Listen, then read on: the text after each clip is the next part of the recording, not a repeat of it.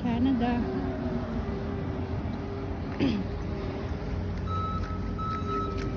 Snow naman, magiging puti na naman ang ating lalakaran sa pagpunta sa trabaho.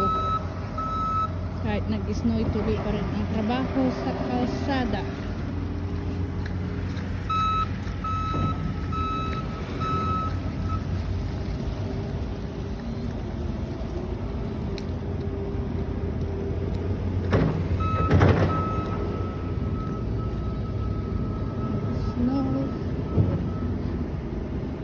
First day of snow.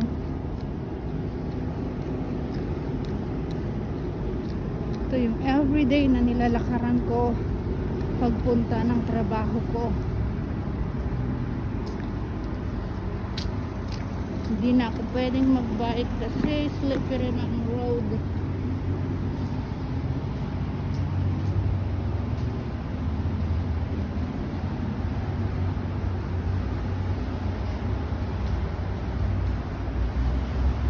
Samahan niyo ako sa paglalakad sa malamig na panahon dito sa Canada.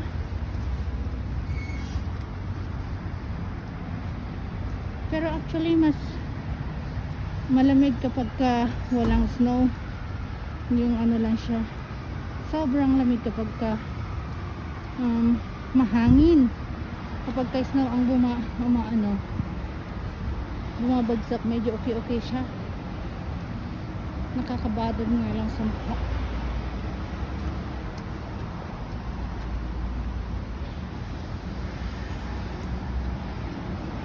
Ang mga Canadian guys, gustong gusto nila ng snow. Yung alaga ko nga na bunso, ano na siya, gustong gusto niya ng snow. They are so excited. Ito yung sa Edmonton, malapit sa condo namin. May nagbabike pa pala. Pero takot ako magbike kasi slipper niya. There you go.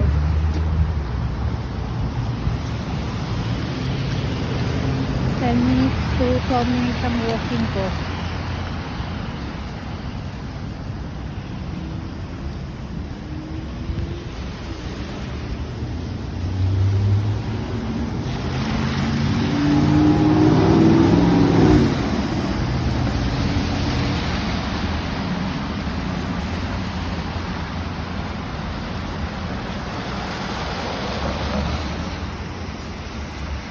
Ito yung unang araw ng pag-snow dito sa Edmonton, Alberta, Canada.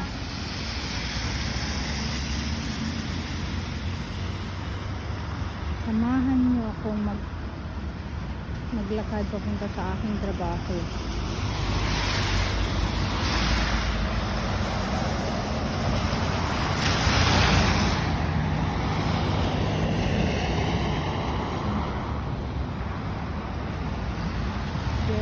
It's green lights.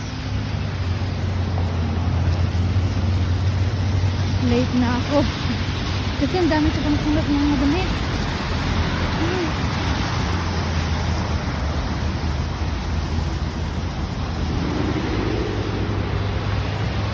Ang daming construction ito, ginagawa nilang train station. It's been 5 years now. Dahan-dahan lang tayo kasi madulas ng daan. Hanggang doon ang lalakarin ko pag diretso lang siya.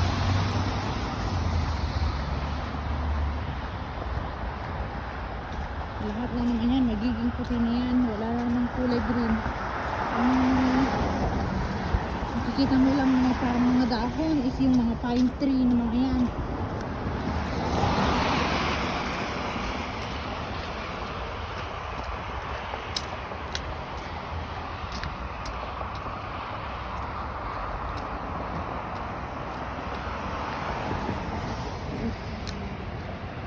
Ito yung nilalakad ko. Mamaya malapit tayo sa bridge. Nung fall, ang ganda ng mga leaves, iba-ibang kulay.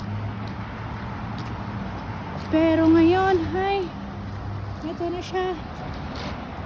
Nagiging brown na lahat. brown na. Ito ang mga dahon. Kailangan ko magmadali kasi late na ako sa aking trabaho.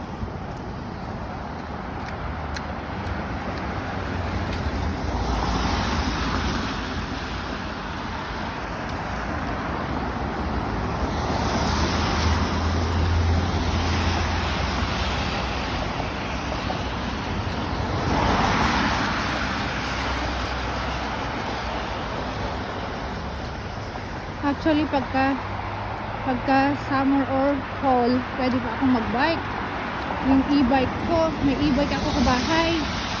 Binilhan ako ng aking panganay ng anak kasi nga hindi ako nagda-drive.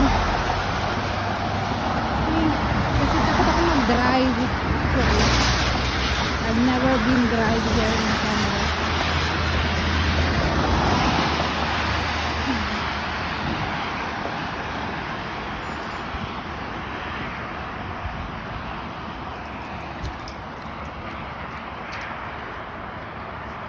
Mabilis lang sana kapag naka-e-bike tayo. Kaso wala no? Hindi na magamit yung e-bike.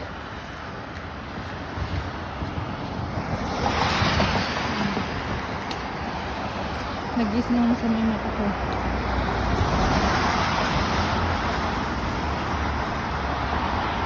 Dito yung araw-araw kong nilalakad sa trabaho, nilalakad, nagbabay, ganun. Pero pag andyan yung anak at asawa ko, dinadrive nila ako.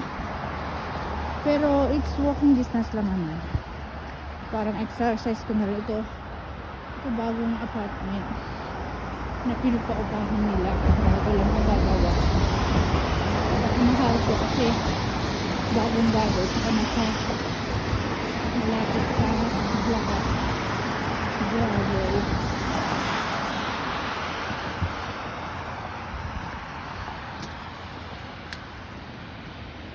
Finally, it's winter time.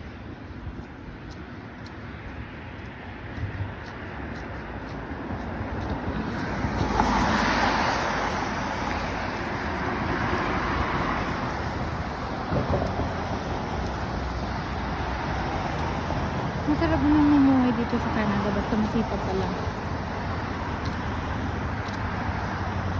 Maraming arang bayarin gaya ng health insurance, life insurance.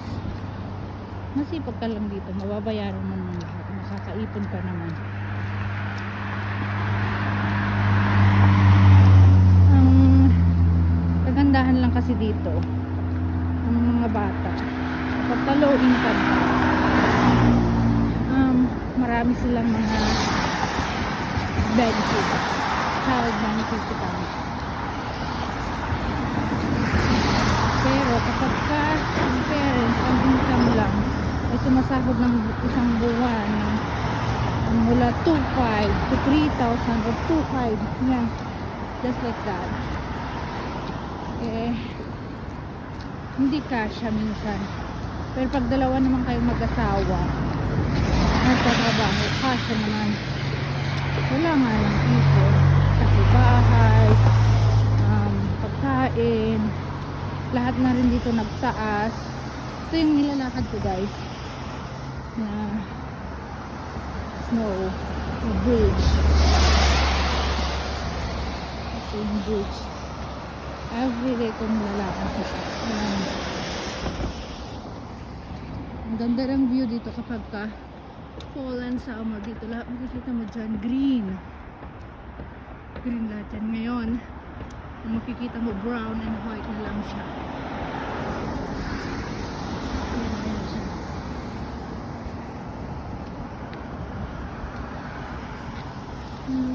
Dito kami nag-sledding ng mga alaga ko.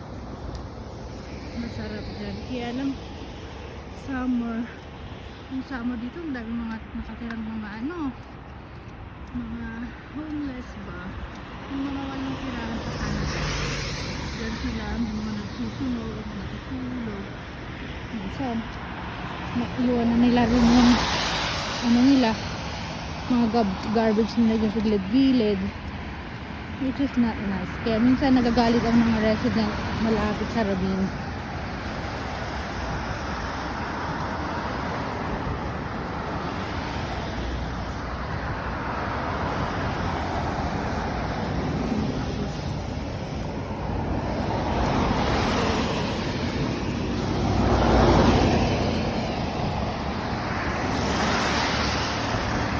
Ayos kami sa nito hanggang tuhod. Kapag yung January, February, March, makikita nyo yan mga guys. I-video natin yan.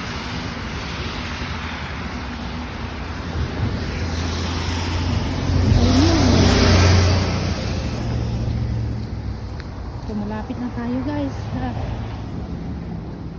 sa bahay ng amo ko.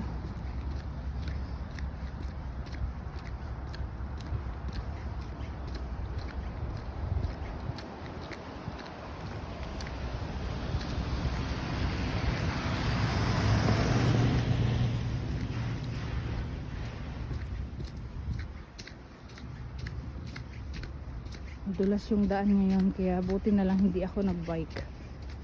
Buti, madulas-dulas pa ako. Nadidisgrasya pa tayo. Hingal na ako guys. Kumain pa ako sa bahay. Ay.